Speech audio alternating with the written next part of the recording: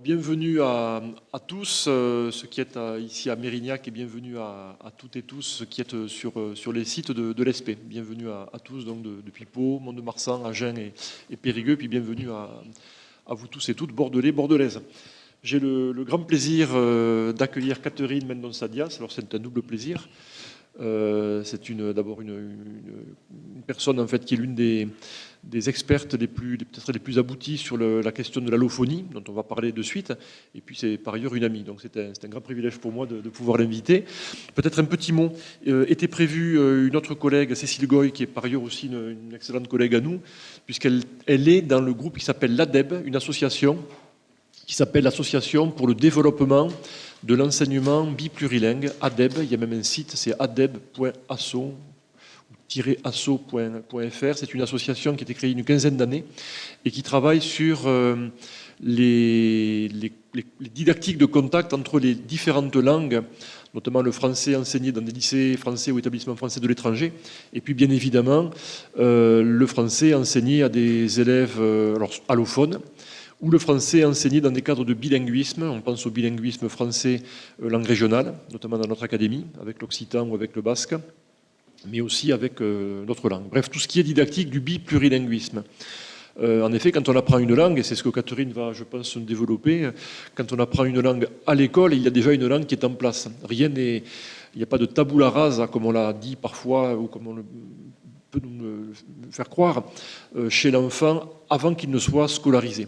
L'âge de la stabilisation synaptique, c'est 7-8 ans. Avant 7-8 ans, il y a plein de choses qui se sont passées, avant l'école. Alors je tiens à excuser Cécile Goy et ses fonctions de vice-présidente de l'Université de Tours l'ont malheureusement retenue, et je tiens encore une fois à remercier très chaleureusement Catherine pour sa capacité à rebondir immédiatement et à pouvoir nous faire le plaisir de se joindre à nous. Alors je vais demander quelques mots de présentation. Je ne sais pas comment présenter Catherine, qui a un panégyrique et puis un CV assez exponentiel et assez explosif. Alors écoutez, je me permets de lire ce qu'elle m'a écrit il y a quelque temps. Il y a 13 ans, j'étais dans les mêmes lieux en train de préparer mon CAPES de lettres modernes. Formation dont je garde un excellent souvenir. Bon, comme quoi, le souvenir est bon. Tout en faisant mon ME2 de didactique du FLE, FLS. Et en travaillant au musée des douanes et à Cap Science. Bon, donc, beaucoup de choses déjà. Après année de stage, Catherine a enseigné directement dans des dispositifs auprès d'élèves allophones. Et puis elle a assuré des missions de formatrice dans l'académie d'Amiens et puis de Bordeaux. Cela a conduit Catherine Mendonça-Diaz à accueillir plus de 500 familles immigrantes et à organiser de très nombreuses formations pour les enseignants. En même temps, elle a poursuivi cette recherche sur les enfants et adolescents qui acquièrent des compétences en langue française. Très récemment, donc, elle a pu piloter une mission auprès du défenseur des droits, dont on nous parlera peut-être plus en détail, qui s'appelle Eva Skoll. Et pour beaucoup, donc, il sera présenté par élément de synthèse dans cette présentation de ce soir. Alors, la forme de la communication qui va être présentée est un peu différente de ce qui se passe ordinairement. On a généralement un énoncé un peu magistral, puis quelques questions qui sont posées à la fin.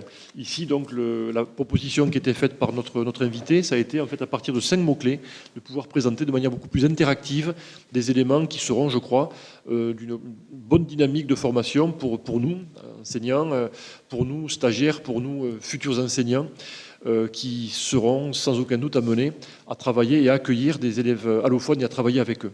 Donc un grand merci et parole à toi Catherine. Merci. Merci Pierre, merci de l'invitation, merci de cette présentation aussi très dense.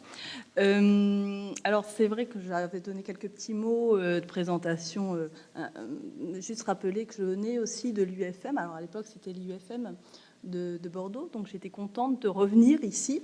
Alors l'amphi Louis Michel n'était pas encore là, hein, mais par contre le parc était bien présent et donc on travaillait toute la journée et on allait bien manger nos sandwichs au parc. Et là aujourd'hui on bénéficie d'un petit rayon de soleil, donc ça a l'air toujours aussi attractif.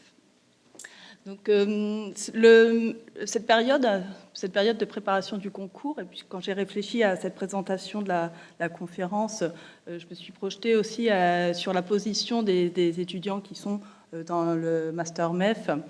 Et c'était une période qui était très intense intellectuellement, très lourde, très chronophage, très épuisante, mais aussi très stimulante intellectuellement, parce que c'était un temps, moi j'étais en lettres modernes, donc c'était un temps qui était consacré à travailler sur l'ancien français. Et mine de rien, j'appréciais l'ancien français, on faisait du latin, on reprenait de la poésie, on retournait sur la littérature, on travaillait sur énormément de connaissances pour lesquelles il y avait des passions qui étaient nées et qui m'a conduit et qui a conduit mes collègues aussi vers la voie de l'enseignement. Et finalement, le mot élève, le mot l'enseignement n'était pas si présent. Alors je pense que les choses ont évolué entre la période de l'IEFM et l'ESP, mais l'élève n'était pas forcément au cœur de cette préparation. Et très rapidement, ensuite, quand on a le concours, on est plongé dans la classe. Et alors là l'élève, il est omniprésent. Et là, vous verrez, plus le temps avance, peut-être moins on a le temps ensuite de prendre du recul pour retourner vers des ouvrages, vers des lectures clés qui nous sont animées. Donc là, on passe sur sur une autre période. Alors pour cela, je trouvais très intéressant que l'ESP d'Aquitaine mette en place les boussoles. Pour moi, quand j'ai vu boussole, c'est quelque chose qui m'a vraiment interpellée parce que ça donne des directions et la direction que j'ai voulu prendre avec vous pour cette conférence, c'était la direction de l'élève. Alors certes, ici, ça va être les élèves venus d'ailleurs, une expression qui vient de l'ouvrage de Cécile Goy, qui sera citée un peu plus tard. Donc des élèves qui sont saisis pour une particularité, ici le fait d'être allophone. Alors peut-être que l'allophonie, ça ne vous parle pas. Il ne faut surtout pas se sentir ignare là-dessus, puisque c'est un néologisme relativement récent. L'allophonie, vous pourrez regarder dans vos tablettes et dans les dictionnaires, ça n'est pas présent, c'est un terme qui vient au départ de la phonétique et qui, par dérivation, ensuite a été associé aux personnes qui parlent une autre langue que celle du territoire, et par dérivation, là, on a créé le substantif allophonie, récemment. Et d'ailleurs, on a un ouvrage là qui est en préparation, qui porte sur l'allophonie. Alors l'allophonie, d'ailleurs, ce sont les personnes qui ne maîtrisaient pas trop la notion. C'est-à-dire, c'était un terme allophone, on l'utilisait pour ne pas parler de non-francophones. C'est-à-dire qu'on parlait des élèves, ils étaient non-francophones, et du coup, on pointait le manque, ce qui était très négatif, alors que ce sont des jeunes qui viennent d'autres pays et qui ont tout un répertoire langagier très riche. Et donc, le fait d'utiliser allophone, c'était aussi une façon de pointer cette richesse langagière. Et puis aussi, le terme non-francophone est impropre, parce qu'on n'est pas non-francophone pendant des semaines et des semaines lorsqu'on est en immersion en France. Donc c'était aussi une terminologie qui ne peut pas fonctionner dans la réalité de l'apprentissage de l'élève. Donc le terme allophone a été ensuite institutionnalisé, et puis les acteurs qui manipulaient ce terme ont utilisé l'expression allophonie, ce qui nous a surpris, enfin moi personnellement au départ ça m'a surpris, et puis finalement c'est la langue qui évolue et c'est quelque chose qui se constitue, et l'avantage aussi c'est que pour l'instant il n'y a pas encore de représentation sur ce terme-là, c'est un terme qui est quand même porteur aussi de peut-être une autre période. Alors, ceci dit, je vais donc vous présenter le contenu de mon intervention. Juste avant de commencer, je vais saluer, puisque je dis à mes étudiants du DU et de licence 3 qui vont aussi suivre à distance ou peut-être après la conférence, donc j'en profite pour les saluer. On en reparlera en cours plus tard.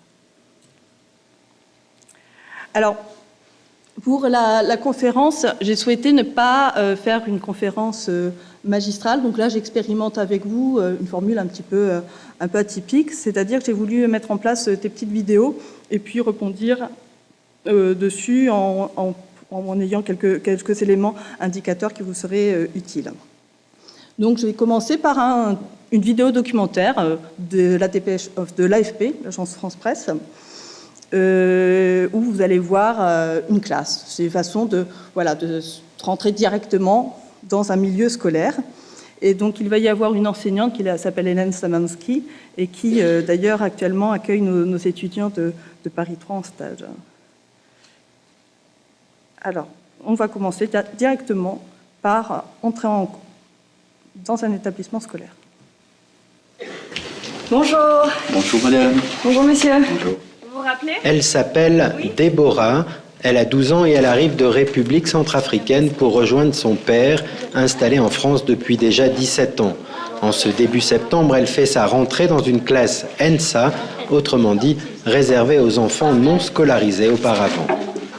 La principale mission de cette classe, c'est que Mamedy, que Déborah, que Mamoudou apprennent à bien parler, lire et écrire le français.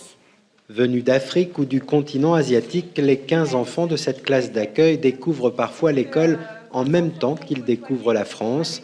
Certains, comme Mamedy, arrivé du Mali en traversant la Méditerranée avec d'autres migrants, n'a quasiment connu que l'école coranique, mais tous attendent beaucoup de leur intégration dans le système français. Moi, je fais des études pour avancer dans la vie. Moi, j'attends pour qu'un jour je devienne quelqu'un, pour aider mes parents. C'est la 7e année qu'Hélène Zamanski s'occupe des élèves ENSA dans ce collège de banlieue parisienne, une mission qui passe, selon elle, par beaucoup de patience et de bienveillance. Ce qui est le plus important pour nous, c'est de rassurer les enfants qui peuvent arriver dans des contextes compliqués ou auxquels ils n'adhèrent pas forcément, ils ne sont pas forcément d'accord pour être ici. Donc déjà les accueillir, les entendre, s'ils sont déjà un petit peu francophones. Ces élèves, à qui d'anciens ENSA font découvrir leur collège, vont passer entre 1 et 3 années dans le cocon de leur classe d'accueil, à raison de 12 heures hebdomadaires de français et de 6 pour les autres disciplines. Puis ce sera le passage en classe normale, un cursus parfois rendu difficile par leur vie personnelle. On peut être étonné de voir de tout petits enfants qui maîtrisent très peu le français, prendre 2 RER, 2 bus pour venir jusqu'à nous, et après déménager, aller dans un autre établissement et à nouveau se réadapter. Mais pour le collège, la présence de ces élèves un peu particuliers apporte surtout une grande richesse culturelle et linguistique. À eux seuls, les 15 ENSA parlent une vingtaine de langues et dialectes.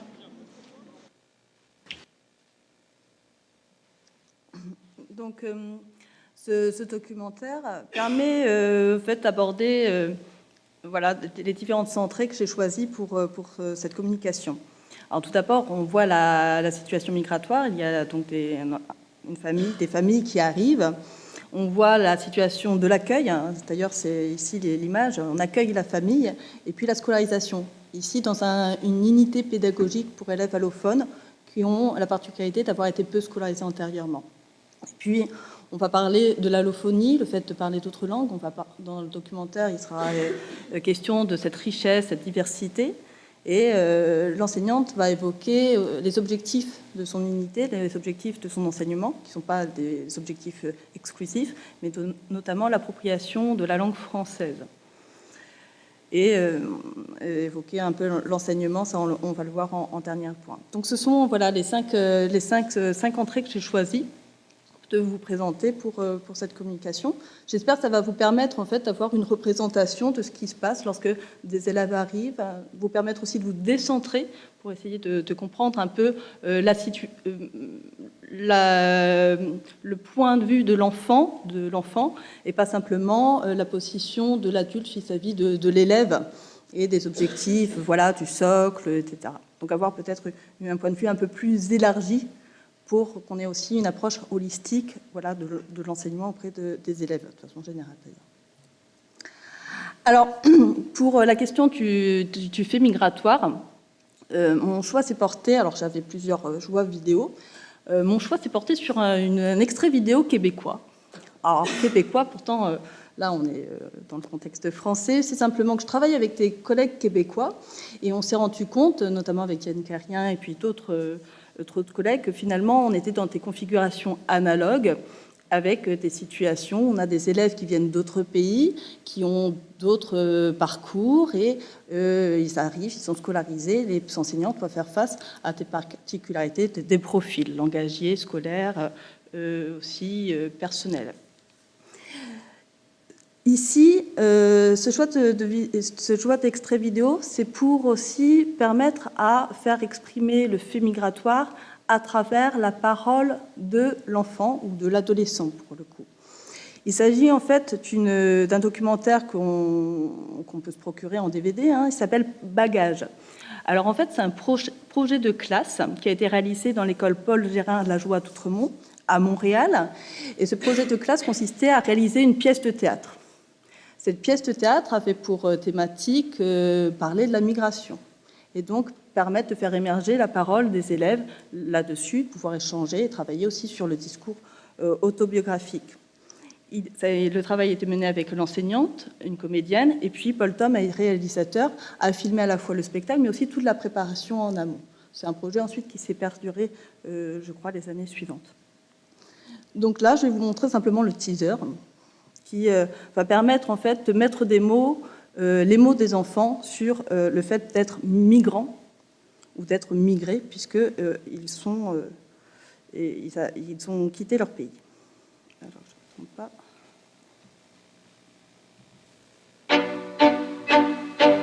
Je viens de la Moldavie. Je viens de l'Égypte. Je viens du Brésil. Je viens de l'Iran et ça fait 1 an et demi que je suis au Québec.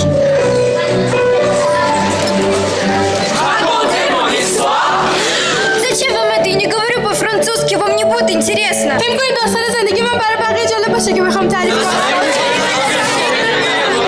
D'accord! Je veux vous raconter mon histoire. Je vais te demander de fermer les yeux puis de me dire qu'est-ce que tu imagines quand tu penses à ton pays. Je vois ma grand-maman. Ma maison, la plage, le carnaval. Je vois les voiles sur la tête des femmes. Je vois mes 4 meilleurs amis. Nous sommes ensemble. Nous allons déménager au Canada. C'était quand même un moment épouvantable. Pourquoi tu me fais ça, maman? Tu auras une meilleure vie au Canada.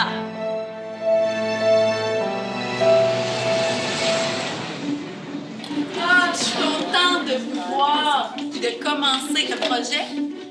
2 nouvelles personnes en art dramatique. Français, non. Anglais, non plus. Tout est changé. Est-ce que tu as l'impression que tu as perdu une partie de toi parce que tu es au Québec? Non. C'est la situation qui change en moi. Je reste la même. J'ai hâte d'avoir l'accent québécois. Lolo! Je m'en fous, qu'est-ce que tu fais là? C'est comme je suis née ici. Si quelqu'un dans la future me demande est-ce que tu es née ici, je pense un jour je vais dire oui. On a les mêmes histoires. Ça me fait penser à une famille.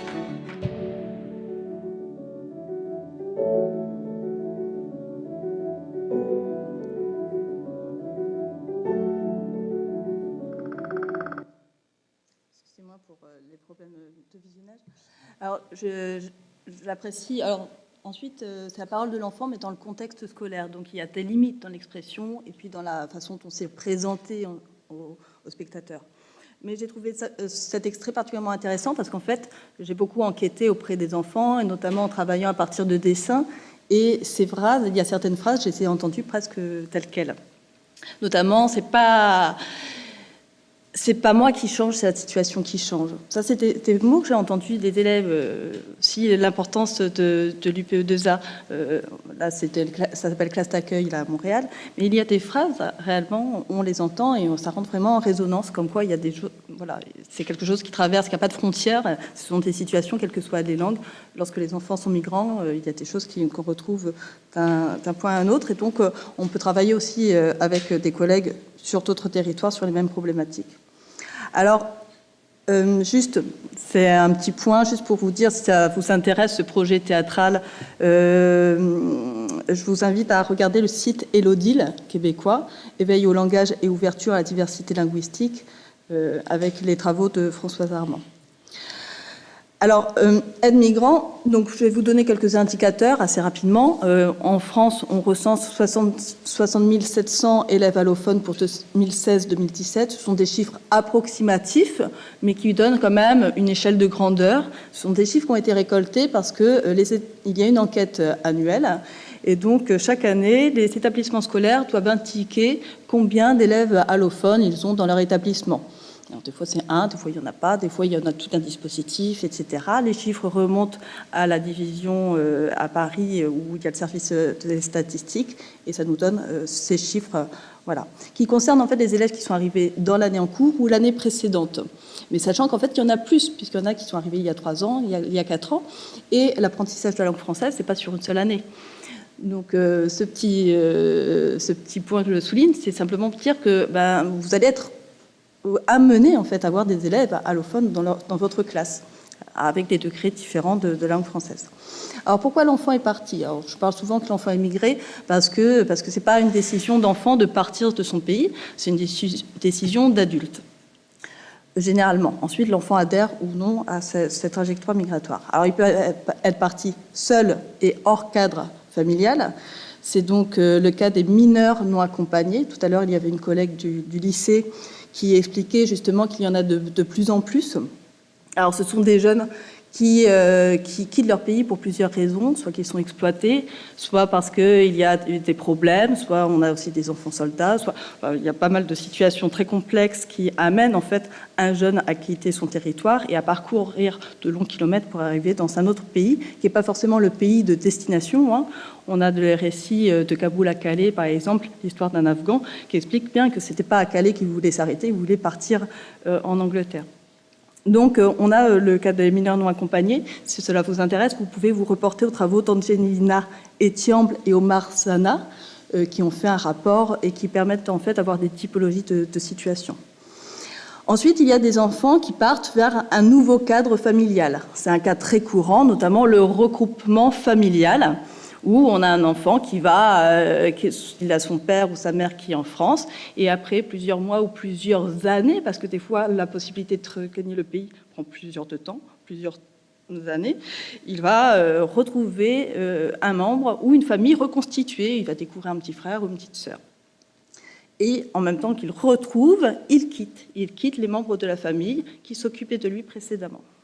Alors, il peut y avoir aussi des situations d'accueil chez un membre de famille, notamment pour des jeunes qui vont avoir une kéfala et donc qui vont être adoptés par un membre de la famille, ou on a pas mal de situations où ce sont des enfants qui vont partir en vacances avec leurs parents pour une semaine en France et les parents disent je reviendrai plus tard. Et en fait, la décision des parents était de laisser l'enfant parce qu'il y a un membre de la famille, par exemple, qui accepte de prendre en charge l'éducation de cet enfant. Donc, il peut arriver que les enfants ne soient même pas au courant, en fait, qu'ils sont dans un séjour qui va perdurer. Donc, ça peut générer, effectivement, sur le plan de l'apprentissage, certains effets, à mesure où on se projette ou non dans cette situation migratoire. Alors, il y a la situation de l'adoption. Il y a des enfants qui arrivent avec un ou deux parents. Donc c'est le cas de l'embauche, de la migration économique et professionnelle. Les parents ont trouvé un contrat d'emploi, ils arrivent. Petite parenthèse, lorsqu'ils sont expatriés et fils d'ingénieurs, on ne les retrouve pas forcément dans les mêmes établissements scolaires. Certains vont partir plutôt vers le privé. Et puis on a aussi les enfants qui sont enfants de demandeurs d'asile. Alors là aussi, c'est aussi un nombre assez considérable d'enfants. Alors l'enfant lui-même n'est pas demandeur d'asile, ce sont ses parents qui font une demande. Lorsque la demande est agréée, dans ce cas-là, ils obtiennent le statut de réfugié. Et si la demande d'asile n'est pas agréée, dans ce cas-là, ils sont déboutés. Ils peuvent rester sur le territoire français pendant une certaine période pour pouvoir faire appel. Ils peuvent recevoir aussi un ordre de quitter le territoire français.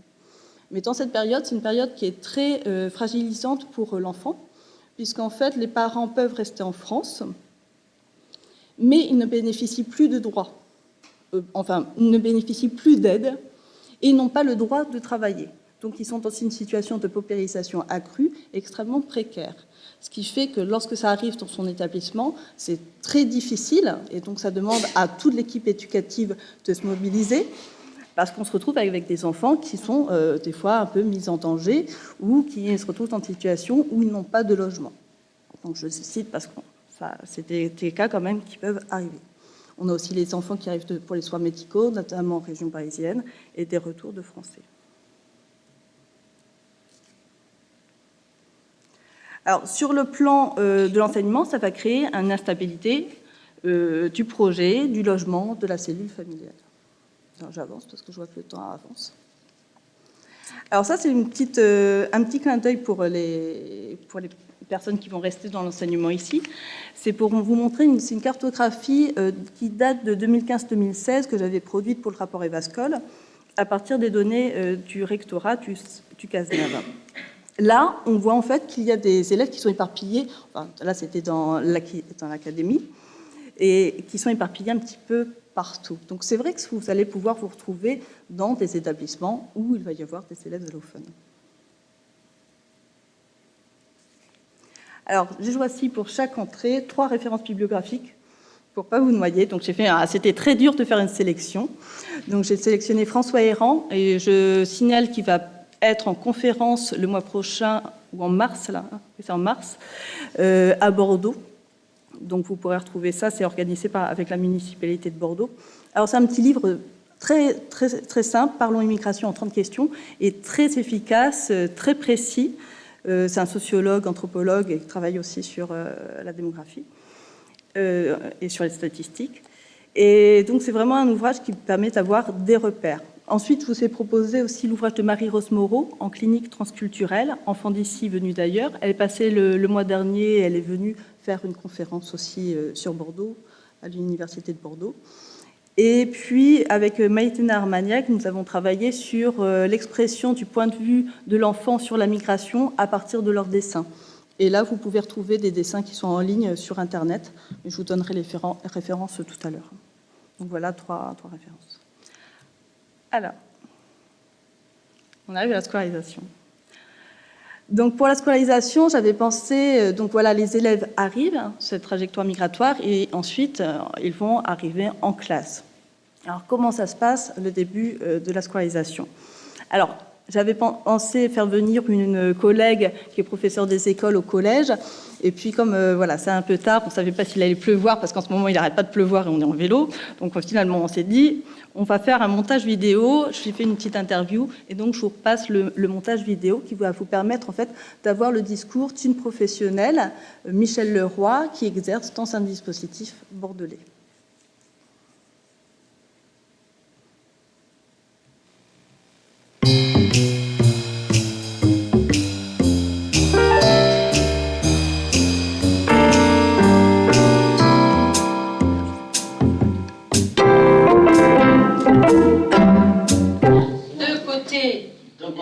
Tu l'as dit tout à l'heure. Ego. De côté. Ego. Des côtés égaux. Des côtés égaux. Et ce que tu as dit avant, 2 à 2. 2 à 2. Très bien. 2 à 2. Et qu'est-ce qu'il a aussi le rectangle? Hein? Qu'est-ce qu'il a aussi le rectangle? Piquant. Oui, alors on n'appelle pas ça des piquants, mais des 4 côtés. 4 sommets. Donc je suis Michel Leroy, je suis professeure des écoles et je travaille au Collège Blanqui depuis 5 ans, c'est ma 5e année, donc en UPE2A, NSA, donc avec des élèves qui n'ont jamais été scolarisés auparavant. Le droit. 4 angles. Très bien, 4 angles droits. D'accord. Donc on a ajouté quelque chose à notre carré. Et le rectangle? Est-ce qu'il a des angles droits, le rectangle? Non.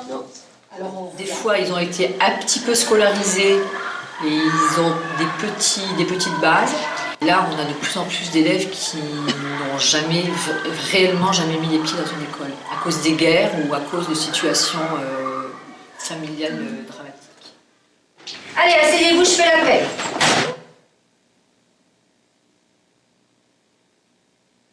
Tous affectés dans une classe, dans leur classe d'âge. J'ai des élèves de la 6e et la 3e. Ils appartiennent à leur classe. Et ils vont avec leur classe en EPS, en éducation musicale et en arts plastiques.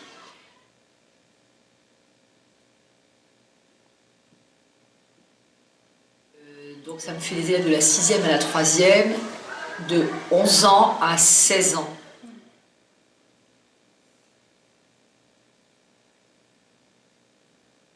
Des élèves de 5e bien plus performants que des élèves de 3e.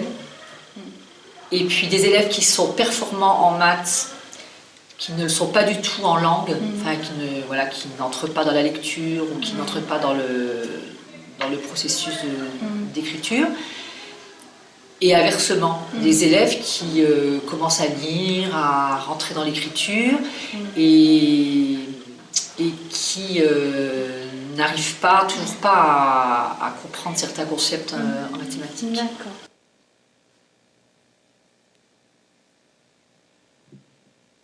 Que les groupes sont réduits.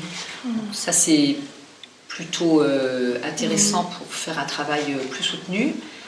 C'est aussi très compliqué parce que ils partent. C'est jamais les mêmes élèves qui partent. C'est pas les élèves qui ont forcément le même niveau qui partent.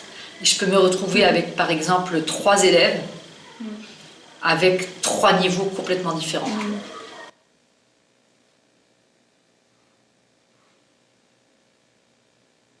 Tout le reste des exercices, mais il faut être créatif, il faut inventer tout le temps.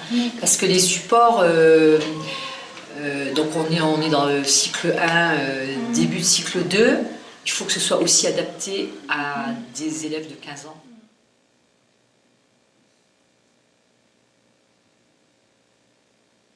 Il ne faut surtout pas se figer sur une méthode. C'est pour ça que moi, j'aime pas le mot méthode.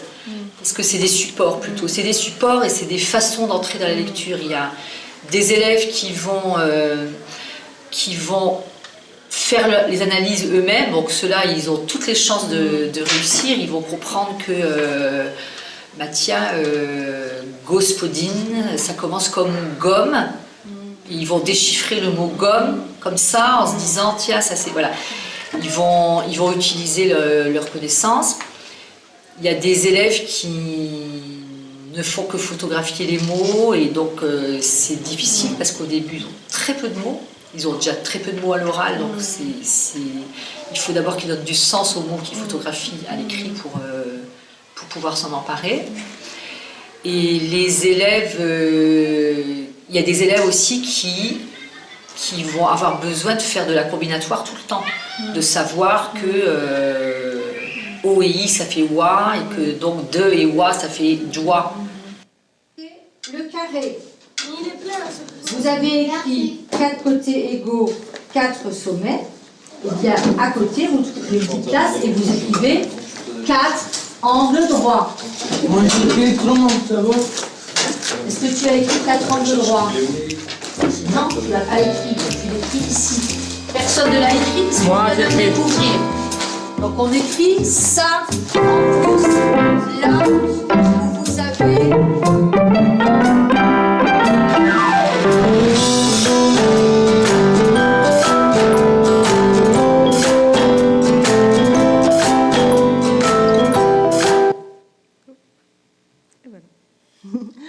Donc voilà, vous avez les propos de Michèle Leroy, avec qui j'ai beaucoup travaillé. Enfin, ça fait plusieurs années que je travaille avec elle, puisqu'on travaille sur le projet FLS Sorbonne. C'est les étudiants qui préparent des séquences pédagogiques et des enseignants qui sont en poste, qui les expérimentent et font un retour aux étudiants.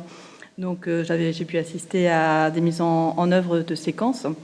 Et donc ça permet ici d'avoir son discours. Voilà, elle présente un peu son dispositif, l'unité pédagogique pour les élèves peu scolarisés antérieurement.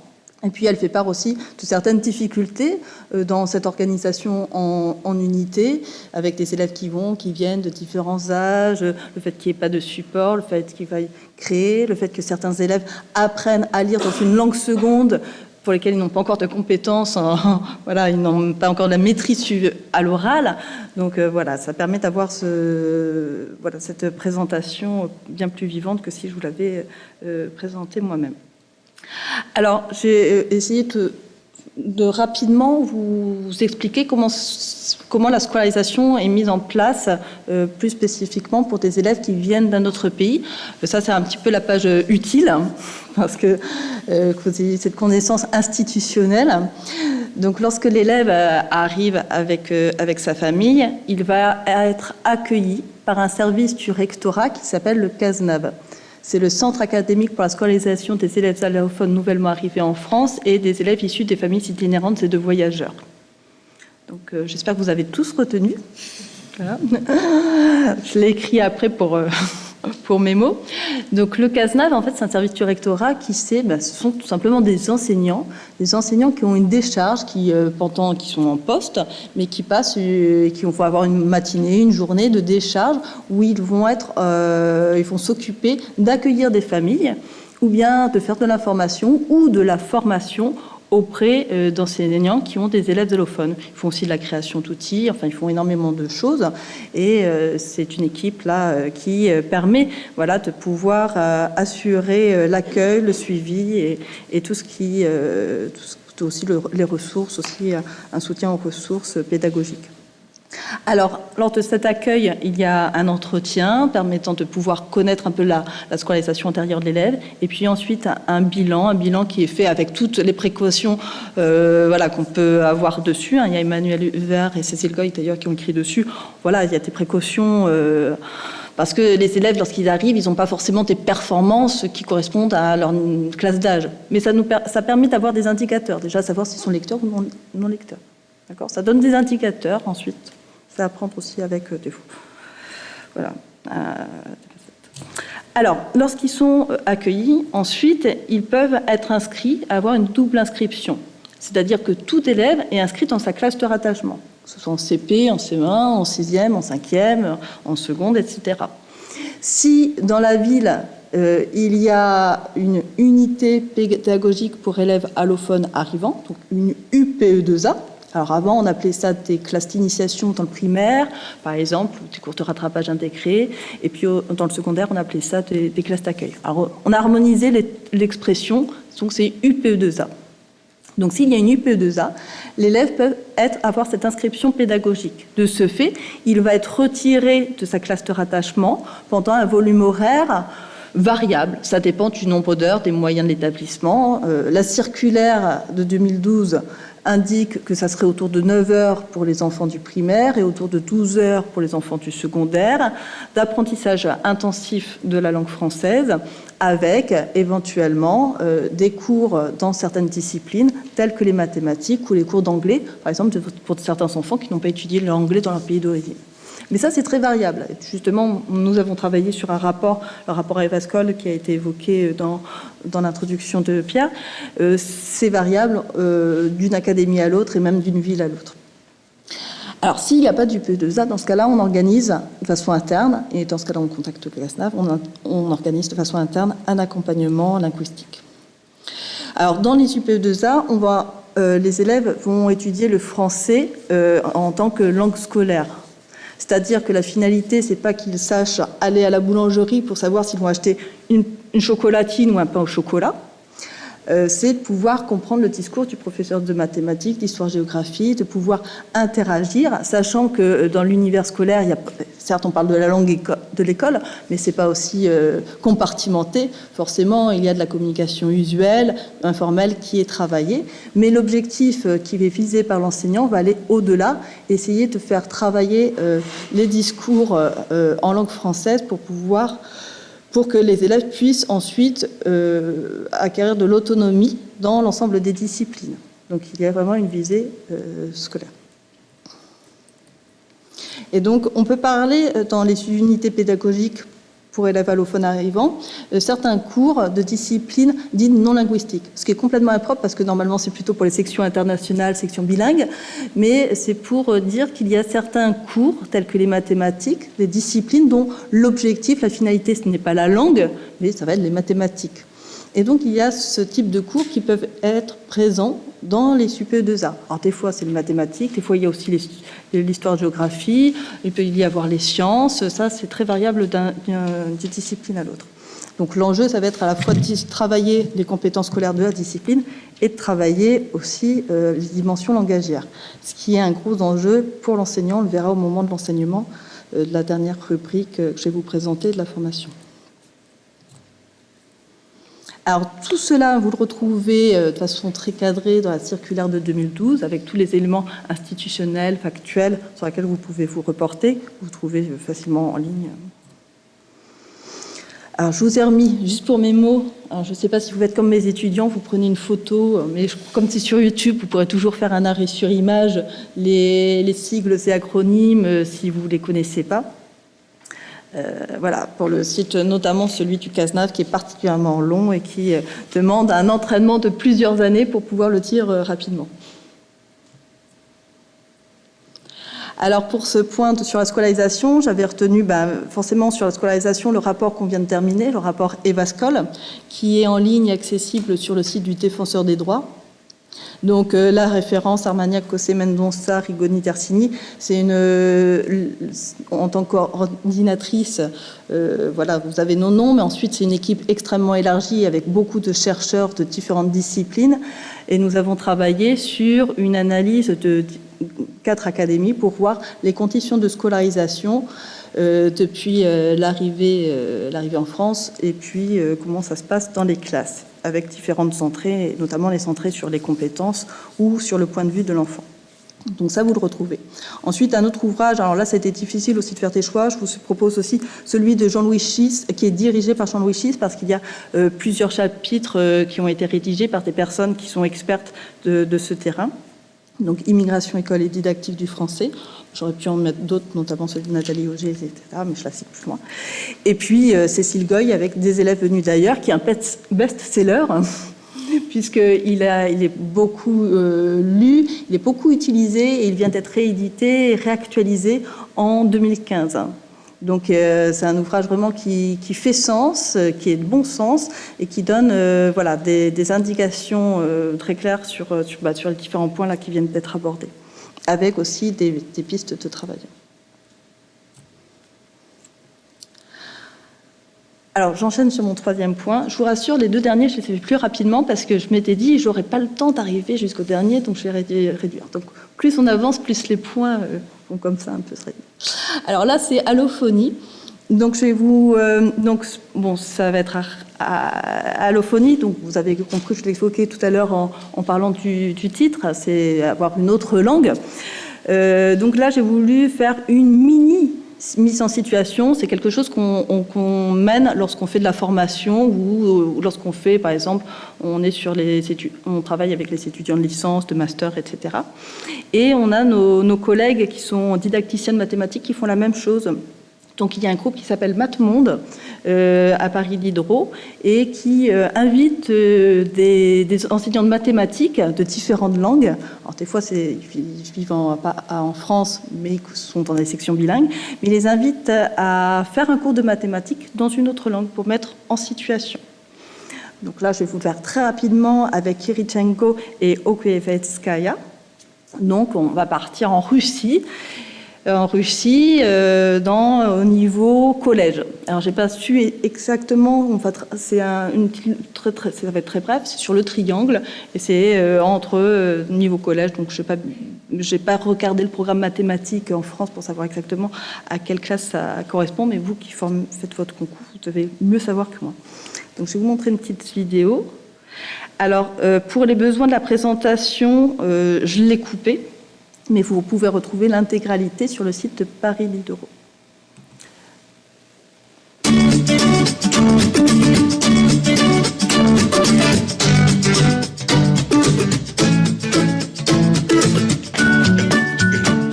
Назовем H высоту, которую мы хотим использовать в этом треугольнике.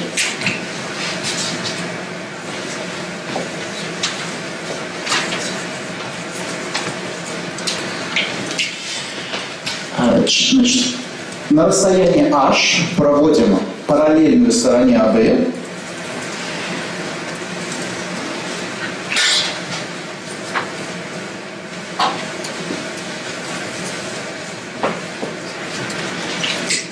Эта параллельная пересекает стороны АС и АБ в точках М и Н относительно.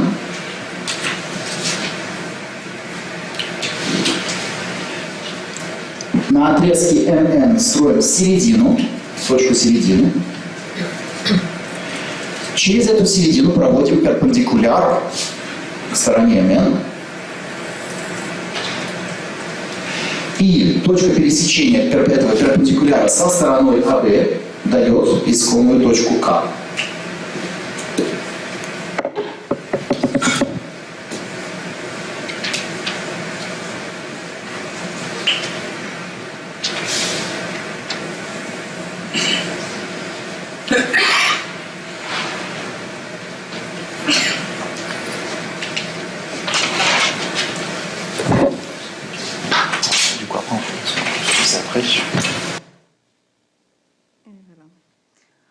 Alors, je ne sais pas s'il y a quelqu'un qui parle russe. Est-ce que vous aurez pu, sous la dictée de cet enseignant, réaliser la figure géométrique, la construction géométrique dite? Vous avez compris? Oui, vous avez compris. Voilà. Ah, les maths. D'accord. La construction qu'elle a menée. D'accord. Il y a des mots peut-être que vous avez compris aussi. Parallèle, perpendiculaire, AB. Donc c'est très aidant. Donc on peut s'appuyer sur la compréhension de termes qui sont analogues. On peut s'appuyer sur ses propres compétences en mathématiques. Et Karine Millon-Fauré, qui est didacticienne de mathématiques, vous voyez comment elle a travaillé sur sa thèse justement sur les compétences en mathématiques des élèves allophones, et elle voyait comment les élèves pouvaient s'appuyer sur leurs compétences pour faire des transferts et réussir tout à fait certaines activités en dépit des compétences en langue française. Moi, je me souviens d'un cas d'un élève, c'était assez impressionnant parce qu'il avait passé un examen, le CFG au brevet, il avait eu un 1 en français, 1 sur 20, et en mathématiques, il avait eu 10, parce qu'il y a des choses qu'il avait réussi à réaliser. On a vu aussi au niveau des études que la communication, enfin toujours avec Karine Millon-Fauré, qu'au niveau de la communication usuelle, en effet, il n'y a pas forcément un lien immédiat avec la réalisation de certaines tâches en mathématiques. Alors ça, c'est un point. Un autre point, c'est, je ne sais pas si ça vous a paru long, c'était 1 minute 30 peut-être, là, vous avez entendu du russe. Il faut penser que les enfants, ils le font toute la journée. Alors, autour de 8 heures, voilà, ils commencent, s'ils vont à la garderie, enfin, c'est pour les plus petits, ils commencent tôt et puis ils finissent tard, 16h30, 17h, etc. Donc il faut penser toute la journée être comme cela, attentif, parce que là, ça a été, voilà, c'est rien, 1 minute 30. Mais il faut être attentif toute la journée. Donc c'est extrêmement lourd, c'est quelque chose qui peut même physiquement être dérangeant pour l'enfant.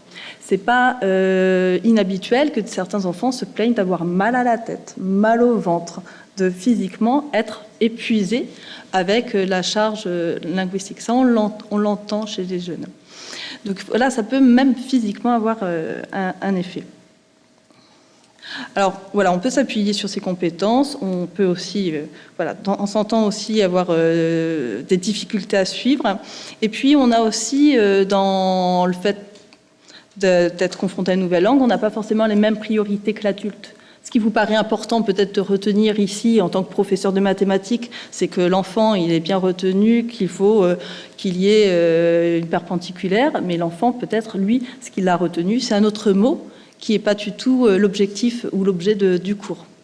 Donc voilà, les priorités entre l'enfant et l'adulte ne sont pas forcément convergentes. Alors il y a des démarches, alors là je ne peux pas l'évoquer parce que là je vais faire un peu de saupoudrage très rapide, mais il y a des démarches clés sur lesquelles on peut s'appuyer pour travailler avec le plurilinguisme ou multiculturalisme, je veux dire, de l'élève et de l'intégrer sur le plan pédagogique. Alors je le dis quand même parce que finalement, quand on va sur le terrain, c'est très peu travaillé. C'est très peu travaillé. On voit beaucoup d'enseignants, et ça c'est tout à fait à leur honneur et à l'honneur de la classe, où on va valoriser les langues en les montrant. C'est-à-dire qu'on va avoir un affichage de classe où on souhaite bonne année dans toutes les langues, où on va voir un petit mot dans toutes les langues. Voilà, on va la voir la langue. On va voir la langue des autres. Et ça, c'est déjà une belle place pour les langues des élèves. Mais sur le plan pédagogique, il y a des élèves, dans le reportage, je ne sais plus, le premier reportage, je crois qu'il parlait de 20 langues, mais c'est une richesse incroyable. Imaginez avoir dans votre établissement quelqu'un qui parle ourdou, qui parle benjabi, qui parle thaï, qui parle chinois, Enfin, c'est incroyable, il y a une richesse incroyable, et finalement, ce n'est pas forcément inscrit au programme ou à l'ordre du jour dans la classe, et s'il y a une perdition à la fois pour les élèves, une perdition peut-être des fois de leurs compétences, et puis une perte aussi pour l'intérêt général, parce que c'est extrêmement riche pour tous ceux qui aiment les langues, et même c'est quand même assez formidable d'avoir des locuteurs de ces différentes langues. Alors, Ça peut donner lieu à des échanges de langues, des langues offertes à travers des projets. Je pense à certains projets où les élèves font des cours de leur langue de 10 minutes ou de 15 minutes pour faire une initiation, un peu sur le modèle d'éveil aux langues, quelle que soit la classe d'âge. C'est-à-dire, ça marche avec des petits, ça marche avec des grands. Il y a des propositions pédagogiques qui sont mises en place dans certains établissements qui vont exploiter, par exemple, la journée des langues. La journée des langues, voilà, on va permettre de découvrir les langues des autres.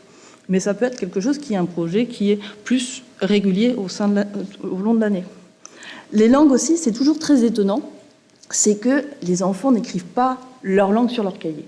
On se dit, moi personnellement, quand je vais à l'étranger, j'ai besoin de transcrire, j'apprends des mots à l'oreille, j'ai obligé de transcrire phonétiquement pour m'en souvenir.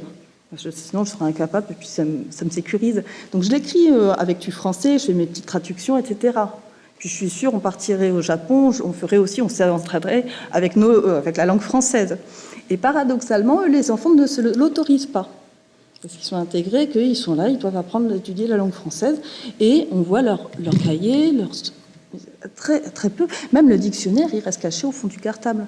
C'est-à-dire que si l'enseignant ne lui dit pas, tu peux mettre ton dictionnaire, tu peux l'utiliser, va le chercher, tu peux écrire dans ta langue, bien sûr. Oui, on apprend une nouvelle langue en s'appuyant sur notre langue aussi. Vous étudiez vous-même des langues pour... voilà, vous en avez un long parcours aussi jusqu'à l'université, où vous appuyez sur votre langue. Donc c'est toujours très étonnant que la médiation... Ensuite, sur le plan de la médiation, de la traduction, il y a aussi plein de projets pédagogiques formidables à réaliser, où on travaille avec les langues d'origine. Moi, j'aime beaucoup. Je voyais des projets où on travaille sur raconter le Japon rouge dans sa langue d'origine. Ensuite, on la repasse en français. Ensuite, on repasse dans d'autres langues. Et puis, c'est très riche. En parlant avec d'autres langues, on apprend énormément de choses sur la langue française. Alors, il y a des projets aussi, ou des moments pédagogiques, des temps pédagogiques, où on s'appuie sur les comparaisons des langues.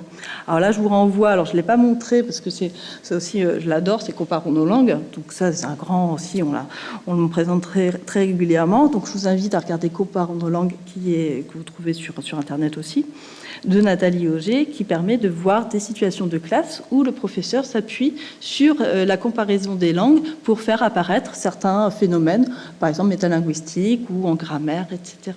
Et vous voyez, c'est assez opérationnel. On peut travailler aussi sur l'intercompréhension des langues. Alors souvent, quand je l'évoque, moi je ne suis pas spécialiste, mais nous avons notre spécialiste qui est ici. Moi je présente tout modestement Euromania, parce que c'est un manuel où on peut avoir justement ces exemples d'exercices, alors avec le Morlock, où on voit des exercices qui sont dans différentes langues romanes et que les élèves peuvent comprendre. Voilà, passer du portugais à l'occitan, passer en italien et réaliser des cours de sciences dans différentes langues. Donc ça peut être aussi produit avec les élèves en écho. Et puis, on travaille aussi sur le plurilinguisme, intéressant pour les relations école-famille. Et là, je pense à un projet qui est assez récent, le projet RomTel, qui a été présenté par Nathalie Auger aussi. Et puis Brahim Azaoui aussi avait participé, il me semble. Donc le projet RomTel, c'est un projet qui a associé les familles pour réaliser des cartels dans un musée de la ville avec les langues de la famille. Donc voilà. Donc RomTel, vous pouvez aussi retrouver ça sur Internet. Donc voilà, très rapidement, j'éparpille, je mets des petites idées comme ça. Je vous invite à vous y reporter. Alors sur le coin biblio, j'ai mis Nathalie Auger parce que je sais que c'est quelque chose qui parle bien et sur lequel vous pouvez rapidement vous appuyer. Aussi, j'ai mis la référence à Castellotti, Coste et Duverger, proposition pour une éducation plurilinguisme en contexte scolaire, que on peut retrouver sur le site de l'ADEB. Voilà. Donc ça, c'est de 2007. Et pour Castellotti, vous avez aussi un ouvrage qui est intéressant, qui porte sur la place de la langue maternelle en classe. Donc, j'avais aussi cité. Voilà. Alors, l'ADEB, c'est l'Association pour le développement de l'enseignement biplurilingue. je remets le lien un peu plus loin. Et puis, j'ai mis, parce qu'il y avait Pierre Escuté, mais moi, je ne suis pas du tout spécialiste là-dessus, donc je n'ose même pas me prononcer sur la question le point sur l'intercompréhension, clé du plurilinguisme. Et je pense que peut-être il pourra justement compléter là-dessus pour voir sur le plan pédagogique quelles sont les pistes à exploiter. Alors, pour presque l'avant-dernier point, donc l'appropriation du français langue seconde. Donc, les élèves arrivent suite à une trajectoire migratoire, ils sont scolarisés, ils ont un parcours, ils ont un bagage, ils ont des compétences très riches, avec une scolarité antérieure où ils ont développé beaucoup de compétences, des compétences que j'appelle compétences dormantes, parce que certaines ne vont pas être réutilisées et réinvesties en milieu scolaire. Et puis, souvent, l'objectif qui est réitéré, c'est l'appropriation de la langue française. C'est cet objectif qui a conduit à la création de dispositifs particuliers. En 1970, lorsque les premiers dispositifs ont été institutionnalisés, c'était avec l'objectif de l'apprentissage de la langue française. Alors, sur l'appropriation du français langue seconde, il faut voir un petit peu l'adéquation entre le rythme de l'apprentissage de l'élève et puis ce que offre l'institution. Donc ça, c'est ce sur quoi je travaille plus particulièrement dans mes travaux. Apprendre une langue nouvelle, une langue seconde, ici pour ce contexte, en milieu homoglotte, c'est-à-dire ils sont autour d'eux, dans leur environnement, il y a la langue française, ça prend du temps. Alors, dans mes recherches, je l'ai développé de différentes façons, en travaillant sur la compréhension de l'écrit, sur la production de l'écrit, sur la compréhension de l'oral. Et ici, parce que c'était plus rapide, je me suis dit, ça va être peut-être plus, peut-être un peu plus parlant aussi pour le montrer. Je vous ai pris une situation de fluence. L'activité de fluence, c'est lire, par exemple, pendant 1 minute. D'accord ? Donc, on fait lire l'enfant pendant 1 minute et on compte le nombre de mots correctement lus. Donc, je vais partir de ces exemples à partir de 5 jeunes, du CM1 à la 3e, qui vont lire. Alors, je ne vais pas vous faire passer toute la minute, hein, d'accord ? Donc, c'est rapide, c'est illustratif, là. Je ne peux pas vous faire ça. Puis, donc, pour ce qu'on s'était posé, alors ça a été analysé aussi dans la recherche Evascol. On s'était intéressé, et puis il y avait Anne-Claudine Holler qui a participé sur ces activités de fluence. On cherchait à voir la distinction entre la façon dont les élèves lisaient dans leur langue de scolarité antérieure. Je ne dis pas leur langue première, hein, parce que des fois, ils n'ont pas appris à lire dans leur langue première. Ils ont appris dans une langue de scolarité première. Donc, vous voulez voir s'il y avait une différence entre leurs compétences de lecteur en langue de scolarité première et puis en langue française, pour voir comment ils avaient fait le transfert. Et puis, l'autre point d'observation, c'était essayer de voir la fluence en langue française par rapport à des natifs. C'est-à-dire, un élève de CM1, il lit en français maintenant, au bout d'1 an en France, comment lit-il par rapport à un autre enfant de CM1 dans les moyennes. Alors là, on s'est basé sur les tests de cogniscience. Donc, il y a un gros effectif d'élèves qui a été testé pour une recherche antérieure dans laquelle on n'a pas du tout participé, mais on avait toutes ces données qui nous ont permis d'avoir des indicateurs. Donc, je vais vous faire écouter des lectures, juste des petits morceaux, quelques secondes, pour que vous entendiez la voix des enfants lire dans leur langue, et puis ensuite, ils vont lire en langue française. Donc, assez rapidement.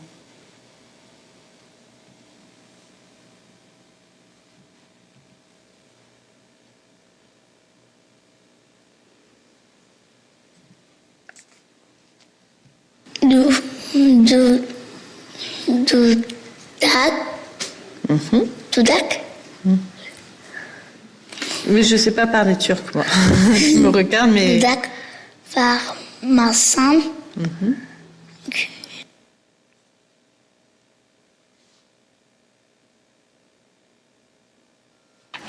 O nós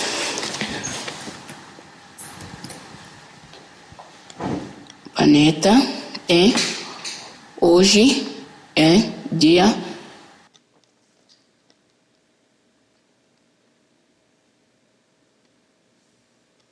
าษาฝรั่งเศสในโลกปัจจุบันนี้ในโลกมีพลเมืองประมาณ 6,000 ล้านคนที่อาศัยอยู่ในประมาณ200ประเทศคือมลรัฐ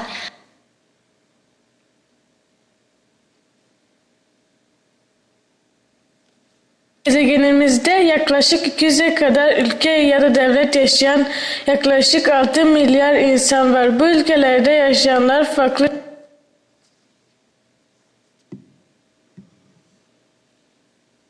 Francês no mundo. O nosso planeta tem hoje em dia quase 6 bilhões de habitantes que vivem em 200 países ou estados.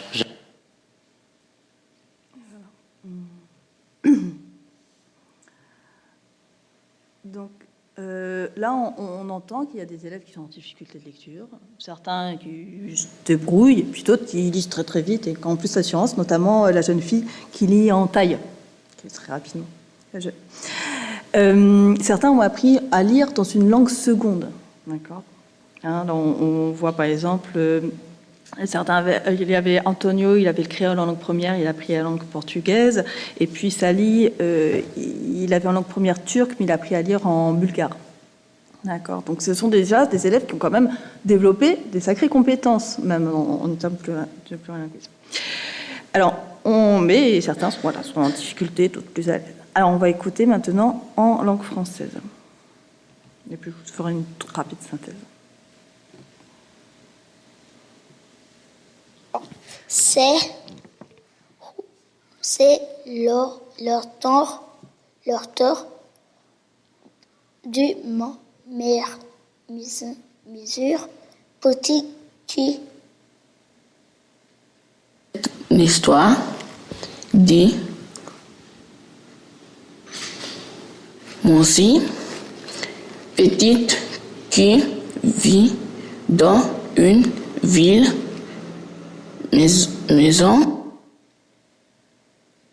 C'est l'histoire du monsieur petit qui vit dans une maison. C'est l'histoire de monsieur petit qui vit dans une vieille maison située au cours d'une village. La maison est entourée. C'est l'histoire de Monsieur Petit qui vit dans une vieille maison située au cœur d'un vieux village.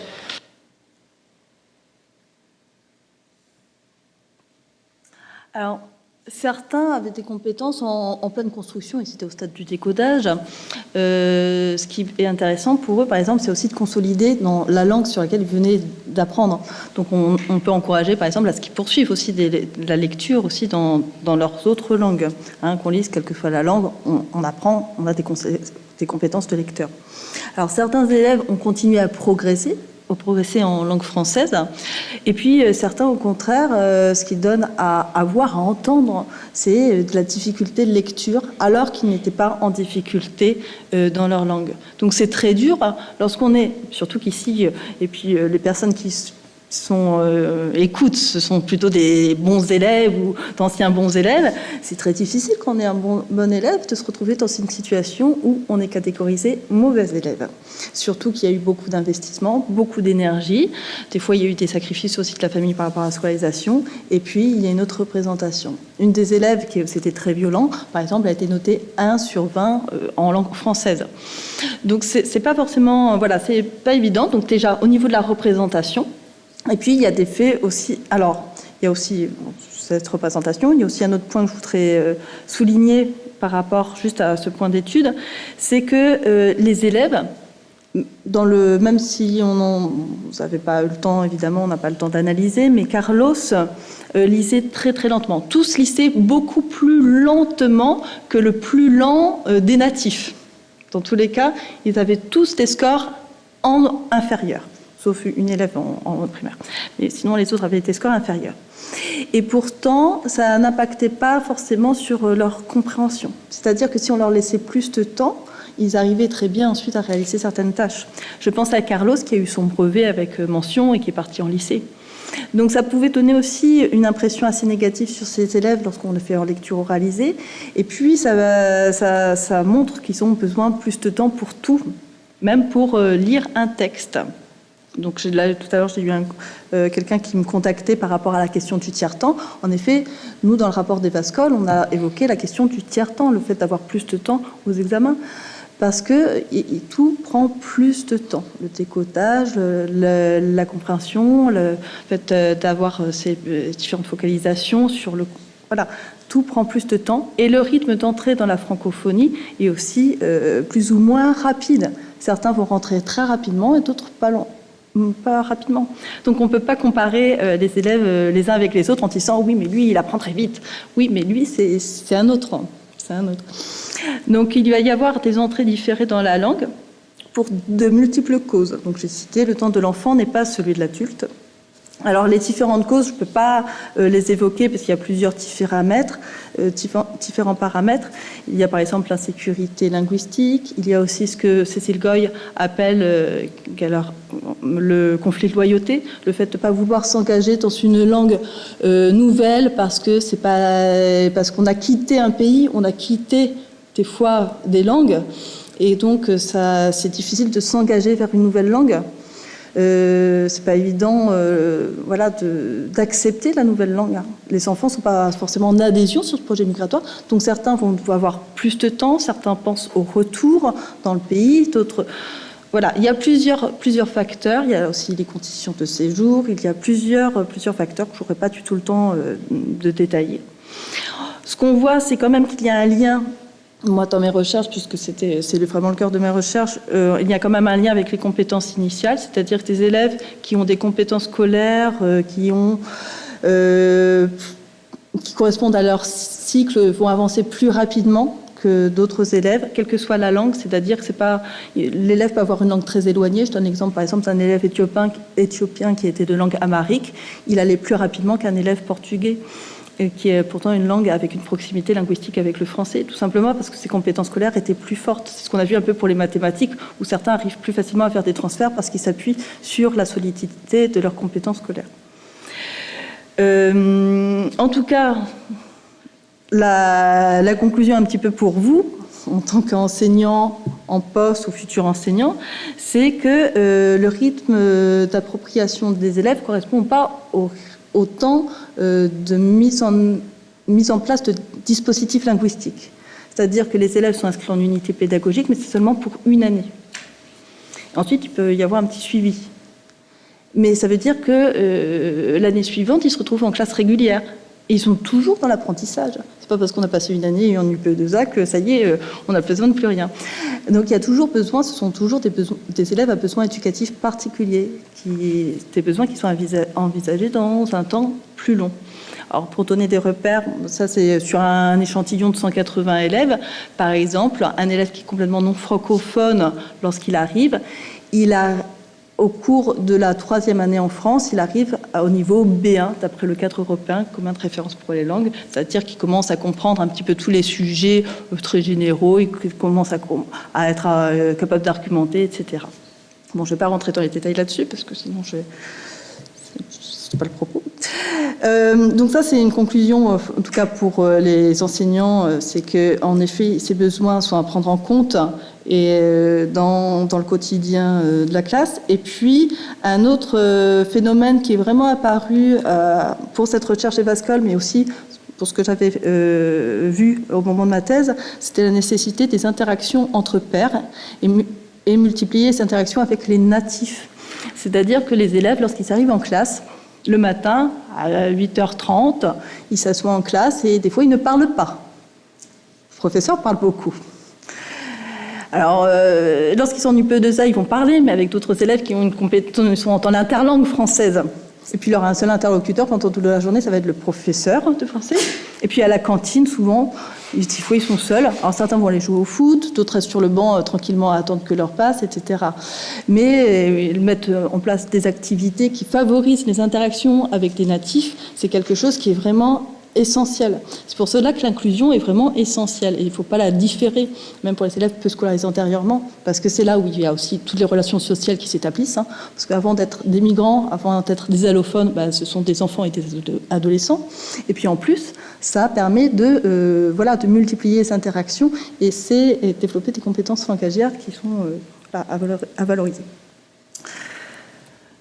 Alors, en termes, mes 3 points biblio, donc progression linguistique, donc ça c'était ma thèse qui est en ligne. Je travaille avec Karine Mignon-Fauré en didactique des mathématiques, et puis une recherche, mais sur l'équivalent, mais du côté américain, Thomas et Collier, qui ont aussi travaillé sur le rythme de l'appropriation des langues secondes en milieu scolaire. Je vois que le temps file. Et tu me fais des signaux. Donc c'est mon dernier point.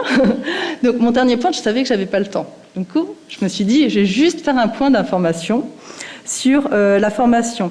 Donc l'enseignement, on enseigne le français en tant que langue seconde en milieu scolaire, c'est qu'on enseigne le français et on enseigne en français.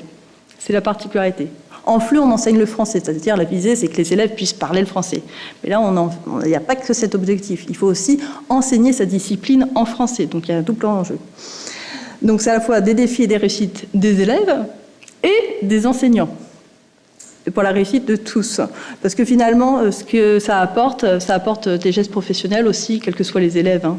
On va pas, vous y retrouvez aussi ce qui est développé en termes de réflexion, en termes de gestes professionnels. C'est tout à fait utile, quelle que soit la classe et quels que soient les élèves. Alors là, c'est mon petit point formation pour les futurs professeurs. Donc, pour se former sur ces questions, vous avez la formation continue, donc vous verrez. Hein. Donc il y a la formation au plan académique de formation. Donc ça, c'est vous, en tant que futur professeur, vous vous inscrivez. Il y a des formations annuelles. Par exemple, si vous souhaitez postuler sur une UPE2A ensuite, dans ce cas-là, excusez-moi, dans ce cas-là, il y a des formations qui sont réservées pour les enseignants qui sont dans des dispositifs, généralement plutôt les professeurs de français. Et puis, vous avez des formations locales, c'est-à-dire que vous sollicitez dans votre établissement qu'il y ait un intervenant extérieur qui assure une formation. Et ça, c'est très intéressant parce que vous travaillez avec votre équipe. Donc, c'est beaucoup plus riche, ça permet de travailler en interdisciplinarité et puis avec les personnes en place et pour les élèves que l'on connaît en équipe. Alors, qui est puni et qui est le mauvais élève? C'est des fois la formation pour les certifications. C'est-à-dire que vous avez pour le CAPES l'option français langue étrangère et seconde. Donc c'est depuis 2013, il y a une option français langue étrangère et seconde au CAPES de lettres modernes, sauf qu'elle n'est pas préparée dans toutes les académies. Donc si elle est préparée, tant mieux, sinon c'est à vous de vous s'auto-préparer.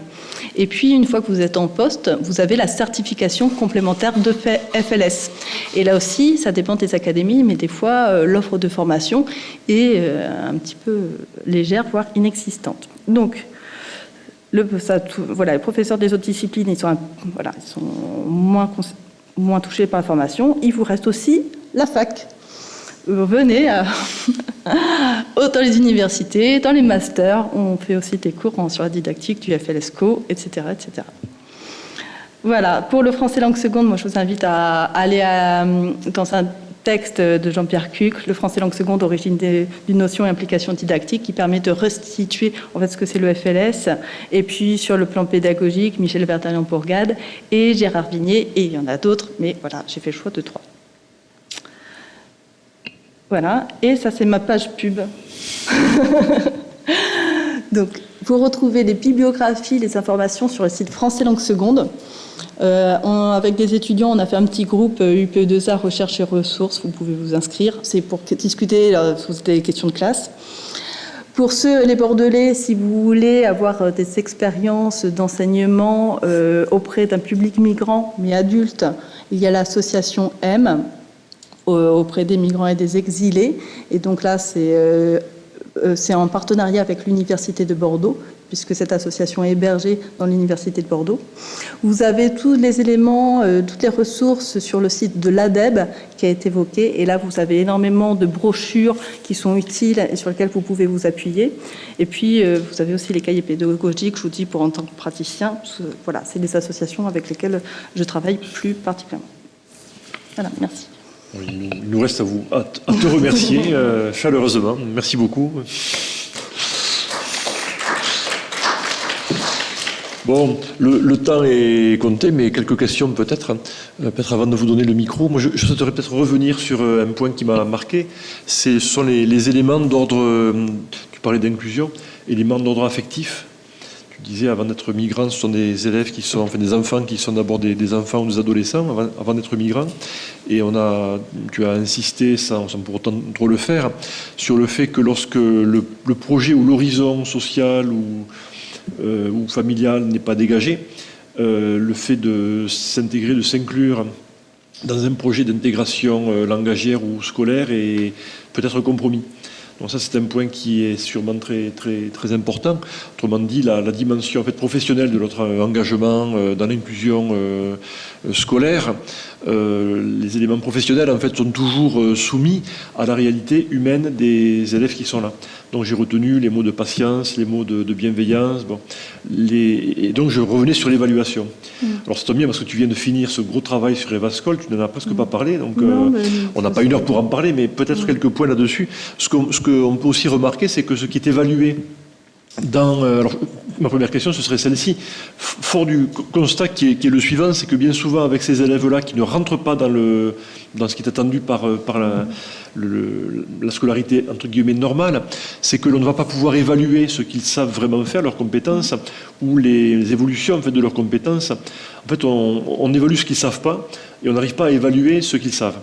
Alors, ma première question serait donc celle-ci. Tu as en partie répondu, mais quelles sont finalement les disciplines principales, alors le français bien sûr, mais aussi les disciplines principales, tu as parlé des mathématiques, qui sont peut-être les plus favorables à l'intégration à la fois dans la scolarité, dans la scolarisation, dans le comportement d'élèves, dans les cognitions, mais aussi dans le fait de développer au mieux une langue scolaire, et si possible aussi, au-delà de la langue scolaire, et peut-être en amont, ce qui peut être préférable, la langue de communication de tous les jours, tu parlais d'interaction, qui permet ensuite d'avoir beaucoup plus de sécurisation de la langue scolaire. Est-ce qu'il y a des disciplines, alors de DNL sûrement, mais qui sont préférables à d'autres ? Deuxièmement, peut-être revenir sur Evascol, tu n'en as pas parlé, mais c'était peut-être une question plus large. Et est-ce qu'il y avait 2-3 points en fait, que tu aurais pu nous donner en termes de synthèse sur ce que tu as pu faire, sur ce long travail que tu as pu faire ? Alors, tout d'abord, juste par rapport en effet à la situation familiale, sociale et à les effets de la trajectoire migratoire. Ensuite, je dirais pas que leur scolarité est compromise. Ensuite, l'entrée dans la francophonie peut être différée. Donc il y a un temps. Il y a un temps, et justement, c'est un temps sur lequel que l'adulte n'accepte pas forcément. Et à un moment donné, il faut quand même réagir, c'est-à-dire il faut laisser le temps, mais ensuite il faut l'accompagner, il y a quand même une temporalité aussi à gérer. Donc c'est plutôt une entrée différée. Alors donc cette entrée différée, puis la façon dont les élèves peuvent à s'approprier la langue française, en effet, ça peut être à travers différentes disciplines. Là, j'ai surtout évoqué les mathématiques pour 3 motifs, en fait. 3 motifs, c'est parce que dans la circulaire de 2012, les mathématiques sont citées explicitement. Et puis parce que je travaille sur les mathématiques, donc forcément, ça me concerne plus directement. Et puis j'ai oublié la 3e raison, mais ça me reviendra peut-être. Mais donc c'est pour cela. Mais ensuite, je suis pas persuadée que ça soit forcément des disciplines dans lesquelles l'intégration sociale ou langagière est forcément plus efficace. Ça pourrait être très bien les sciences, ça peut être très bien l'histoire, etc. Simplement, en fait, c'est pris par des contraintes d'emploi du temps, très prosaïquement. Alors j'ai fait un article justement suite à Evascol où en fait c'est assez basique, hein, c'est que des fois il y a des contraintes simple, c'est que les enfants ils doivent avoir un certain nombre d'heures dans l'emploi du temps. Il y a 12 heures qui sont accordées pour le français, donc il faut faire des choix. Et les choix ils sont faits en fonction des disponibilités, de l'organisation des établissements. Donc je pense que pour les sciences, ça serait vraiment très intéressant. Il y a vraiment des demandes aussi de la part des élèves. L'histoire là, je vais intervenir, la conciergerie et les professionnels sont déstabilisés, mais l'histoire, il y a des jeunes qui viennent avec totalement d'autres références culturelles et on ne prend pas le temps pour directement les enfants sur le Moyen-Âge et la table ronde. Enfin, j'exagère, je suis professeur d'histoire-géographie, vous me tirez les oreilles, mais des fois on plonge dans des univers sur lesquels les enfants n'ont pas de représentation, n'ont pas encore de construction, alors que nous, dans notre système scolaire, on fonctionne en cycle, c'est-à-dire qu'on l'a vu en primaire, ensuite on le revoit en collège, ensuite on le voit au lycée, et puis on l'a vu en histoire, mais on l'a vu aussi en lettres, etc. Donc, et puis on le voit aussi dans tout ce qu'on regarde par la télévision. Donc on est tellement dedans que voilà. Mais l'histoire ou la géographie aussi, et puis la géographie en plus ils ont des compétences pour lesquelles ils peuvent aussi réactiver, en ont, en ont pas. L'histoire c'est la même chose. Donc je dirais pas qu'il y a une discipline qui est plus prioritaire que d'autres. Ensuite, ils sont intégrés en inclusion en sport, en éducation musicale, en art plastique, mais c'est simplement des logiques, des fois, de temps. Alors, donc, ce qui est difficile, moi, je fais travailler mes étudiants dans ce sens-là, c'est essayer de travailler en interdisciplinarité. Alors, le problème de l'interdisciplinarité, c'est qu'aussi, on ne peut pas non plus faire du touche-à-tout. Donc, c'est pas évident de trouver un équilibre pour permettre de travailler sur différents champs disciplinaires dans une période très réduite, avec des contraintes d'emploi du temps, et aussi la sécurité de l'enseignant. Parce que certains enseignants ont peur, en fait, de prendre en charge ce type de public, qui est en fait un public tout à fait dans lequel on va très bien enseigner, mais il y a une appréhension, et puis par rapport à la formation. Le fait qu'il y ait une absence de formation pour les professeurs de sciences, de mathématiques sur ces questions-là, c'est pas en formation initiale, on le trouve pas. Nous, dans le rapport, on l'a bien noté, dans notre rapport, c'est que ça touche la formation initiale. Parce qu'à partir du moment où eux-mêmes sont pas formés, forcément, ils se disent « Ah, mais je suis pas spécialiste, moi, je peux pas les prendre en classe. » Mais non, voilà, tout le monde peut, et voilà, c'est quelque chose qui se prépare en formation initiale, qui se suit en formation continue. Mais si la formation reste une peau de chagrin, forcément, ça a un effet ensuite sur l'apprentissage des élèves. Merci. Le micro est ouvert à vos questions éventuelles. Oui, j'arrive.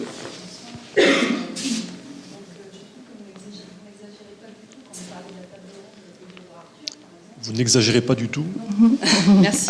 Parce que moi, j'ai été confrontée directement à ça à plusieurs reprises. Donc, je suis enseignante en français, cycle 4. Et donc, j'ai eu un élève de 5e. Et ma difficulté, ça a été de trouver... alors, je ne sais pas s'il y a des sites qui existent où des enseignants se sont attelés à construire des séquences réservées aux allophones qui collent au programme. Parce que la difficulté, c'est ça, c'est quand on a une classe de 30 élèves avec un élève allophone en classe ordinaire, c'est très compliqué de lui octroyer du temps et de préparer des activités, on va dire, très particulières. Et donc les programmes nous obligent à travailler en classe ordinaire, mais cet élève-là, parfois on a l'impression, nous en tant qu'enseignants, de le laisser un petit peu de côté. C'est compliqué. Moi j'ai éprouvé une certaine culpabilité parfois à me rendre compte tout à coup que voilà, cet élève il était dans son coin et il bougeait pas et je savais pas éventuellement comment le faire participer à l'activité de classe. Voilà. Ouais. Alors, sur 2 points, je voudrais répondre. Je réponds finalement à la fin. C'est la question de se sentir un peu coupable. Ça, c'est extrêmement... ça crée un malaise qu'on ne devrait pas l'avoir parce que vous faites votre travail, vous investissez, vous prenez énormément de temps pour construire vos séquences et les mettre en œuvre. Et justement, il y a Brahim Azaoui qui a travaillé sur le projet Evascol et il y a un article qui va sortir sur le mal-être aussi des enseignants. Parce qu'en fait, ça peut effectivement générer, et on l'a vu dans l'enquête Evascol, des enseignants qui se mettaient en arrêt parce que ça n'allait pas, parce qu'ils avaient aussi des situations... Parmi les élèves peu scolarisés antérieurement, on peut avoir aussi des élèves qui sont en situation de handicap, etc. Donc il y a quand même ça. Des fois, c'est lourd à gérer et il ne faut pas se retrouver seul dans cette situation. Et puis il ne faut pas culpabiliser parce qu'on peut pas, on n'est pas tous on peut pas tous avoir des super pouvoirs pour pouvoir répondre à tous les besoins des élèves en même temps, au même moment, etc. Ensuite, sur le plan des séquences, il peut y avoir des aménagements. Donc c'est là où on peut travailler effectivement en formation. Au niveau de l'histoire-géographie, géographie, il y a très peu de choses qui ont été mises en place. Je pense à Laurence Corny. Laurence Corny a mis en place des séquences pédagogiques avec un groupe de travail de l'Académie de Créteil qui s'était retrouvé sur le site du CASNAF de Créteil. Mais le site a été reconfiguré, donc je crois que ces séquences actuellement ne sont pas accessibles. Mais justement, elle travaillait sur là plutôt au niveau primaire, hein, c'était le niveau primaire, mais ça donne des idées sur la façon, les modalités de travailler, de façon à ce que ça puisse intéresser aussi tous les élèves. Oui, parce que moi j'avais essayé de travailler avec des supports différents, éventuellement des images, des étiquettes, du vocabulaire, parce que cet élève avait très peu de vocabulaire, et ne serait-ce que le code culturel n'est pas du tout le même. Même quand je travaillais sur Vendredi ou La vie sauvage, par exemple, pour lui, c'était complètement... ça ne lui parlait pas du tout. Voilà, donc c'est vrai que c'est compliqué pour l'enseignant, je trouve. Pour l'élève et pour l'enseignant.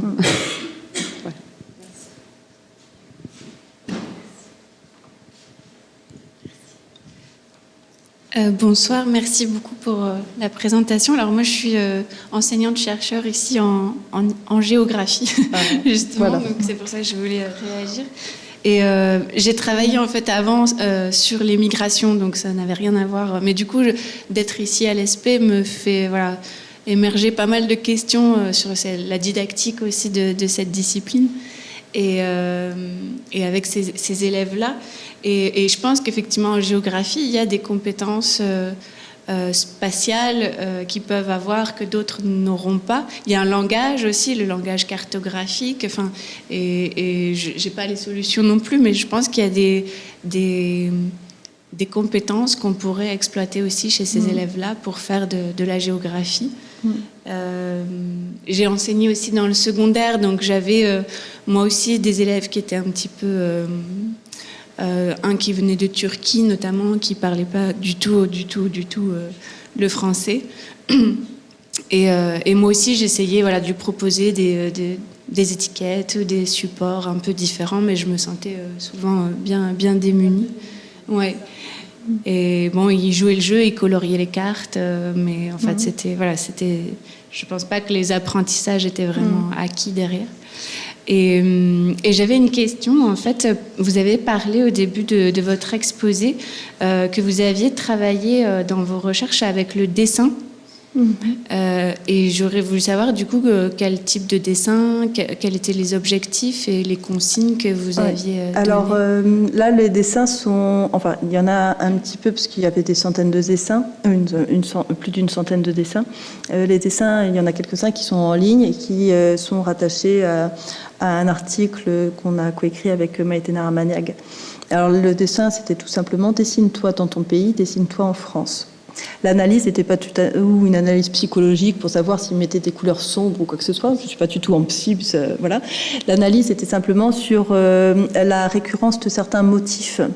Les motifs de la maison ou les motifs, par exemple, des monuments. Ce qui apparaissait, c'est que lorsque les élèves se représentaient dans leur pays, ils représentaient plus particulièrement des maisons et des personnages bienveillants à leur côté, tandis que lorsqu'ils se représentaient en France, ils représentaient le drapeau et plutôt des espaces extérieurs, ainsi que le trajectoire, le tram, les trajectoires pour aller à l'établissement scolaire.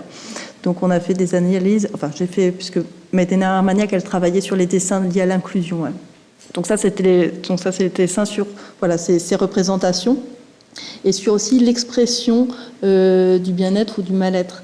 Et il y avait dans Bagage, il y a un enfant qui dit voilà, c'est pas moi qui change, c'est le contexte qui change. Et donc il y avait des dessins qui étaient très marquants parce qu'il se représentait dans son pays et il se représentait en France. Le dessin n'était pas modifié. Or, ces élèves, je les connaissais très bien pour les suivre parce que je fais plutôt des cohortes, donc je savais très bien les conditions de vie qui étaient extrêmement désastreuses et sur le plan de l'environnement, c'était extrêmement douloureux. Et donc, il s'agissait d'être des élèves ou des jeunes comme tout le monde. Donc, il y a aussi, d'une part, ce qu'ils sont, et puis il y a aussi une résilience qui était très fortement marquée, et puis aussi ce qu'ils laissent aussi avoir dans l'environnement scolaire. Voilà. Donc, il y a plusieurs choses qui ont été faites dans cet ordre-là. Maïté Naramaniag a travaillé plutôt sur la relation de la représentation dans l'inclusion. Dessine-toi dans ta classe, et dessine-toi en UPE2A pour voir justement quelles étaient les circularités. Et donc ça, là, c'est aussi très intéressant parce que certains compartimentent et d'autres se représentaient dans le couloir. Enfin, voilà, ils vont, ils passent. D'autres, voilà. Donc c'était, voilà, on travaillait là-dessus en ayant des connaissances sur les élèves et pas du tout en menant des analyses d'ordre psychologique ou quoi que ce soit sur lequel on a. Maïté Narmaniak est sociologue, donc on n'est pas du tout là-dessus. Non, mais c'est intéressant parce qu'en géographie, on fait dessiner aussi les élèves justement sur leur espace de vie ou sur des espaces qu'ils ne connaissent pas et comment ils se les représentent et tout ça. Et notamment l'espace de la cour de récréation. Oui. Et justement, c'est là où ils sont à la périphérie, ils sont sur le banc à la marge. Oui. Ensuite, il y en a sur les filles et les garçons aussi. Oui, Merci. Merci encore. Peut-être je vois une main levée ici, donc peut-être le micro va migrer. Et puis peut-être la dernière question. Merci. Bonsoir. Merci pour cette intervention. Je suis en formation pour être professeur des écoles. Et il y a 2 jours, j'ai eu cours avec M. Escudé, puis je lui ai posé une question qui était de dire, moi, un enfant allophone qui arrive en cycle 1, c'est-à-dire en maternelle, pour moi, ça ne représente pas une difficulté parce qu'ils arrivent déjà avec une amplitude tellement grande de langage que du coup, ils montent dans le bateau avec nous et puis on part tous sur le chemin du langage. Mais après, ma question, c'était, mais qu'est-ce qu'on fait d'un CM2 qui ne parle pas français Et en fait, en vous écoutant parler sur tout le secondaire, je me rends compte à quel point on est vraiment des vénards de les avoir toute la journée parce que je viens de trouver 10 000 solutions pour faire du langage avec eux toute la journée, en fait. Donc, merci de m'avoir montré que c'était pire ailleurs. C'est égoïste, je suis désolée. Je pense aussi que vous avez peut-être ces ressources, aussi de les accueillir. Des fois, on dit tout simplement, accueillez-les, prenez-les comme ils sont, etc. Et pas être tout de suite dans une sorte de blocage. On a quand même des enseignants de maternelle qui sont en demande de formation sur ce public, parce que certains sont démunis. Ensuite, c'est pas le plurilinguisme qui est en cause, c'est simplement la maîtrise du langage de façon générale, quelle que soit la langue. C'est-à-dire que la vraie difficulté des enseignants qui rencontrent des difficultés avec certains enfants, c'est que l'enfant a des difficultés dans l'expression langagière, dans sa langue. Donc c'est pas le plurilinguisme, c'est quelle que soit la langue. Et puis des fois, c'est même juste le contrat didactique, il n'est pas passé. Enfin, il n'y a pas la confiance qui s'est installée, donc du coup, il se bloque et il ne parle pas à l'adulte. Je l'ai vu en stage, un enfant portugais qui était en France depuis 2 mois. Sa maîtresse était convaincue qu'il ne parlait pas français. Et je suis allée l'écouter à la récréation, où en fait, avec Janelle, Sophie, etc., il parlait très bien français. C'est juste qu'il ne lui parlait pas à elle, parce qu'elle représentait une figure probablement d'autorité qui n'était pas, dans laquelle il n'était pas en confiance. C'est le mutisme extrafamilial. Donc ça, on le voit justement avec les phénomènes de mutisme pour plusieurs facteurs. Et on le trouve aussi notamment avec les élèves qui sont peu scolarisés antérieurement, qui n'ont pas connu l'école. Et justement, en fait, il y a l'adhésion à suivre une scolarité, à suivre les cours, et aussi lié au rapport qui est mis en place avec l'enseignant. Parce qu'ils ne le font pas forcément pour eux, parce qu'ils n'ont pas été scolarisés. Et c'est pas, pour certains, c'était pas un objectif, c'est une obligation scolaire. Et certains ont besoin justement de se sentir en confiance pour entrer dans... On l'a vu pour certains élèves où c'était vraiment essentiel. C'est déjà le cas avec un enfant de 3 ans en petite section. Il y en a qui ne vous parlent pas. Alors, en fait, c'est juste pour dire que c'est des élèves comme les autres. Oui, mais alors tout à fait. Alors, élèves comme les autres. Oui, alors j'ai une citation là sous les yeux que j'ai oublié de vous donner en introduction. C'est une citation que je trouve très très parlante de Claire Benveniste, qui en 1987 avait été appelée pour travailler sur un colloque sur ça s'appelait l'illettrisme.